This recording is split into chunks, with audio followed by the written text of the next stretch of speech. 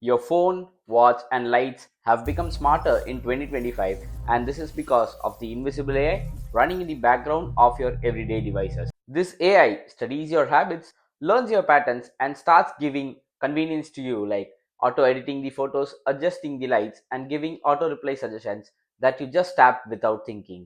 It feels like pure comfort, but these invisible systems also nudge how you spend, scroll, and live, and which is why big companies always love you using them and keep you engaged within their ecosystem.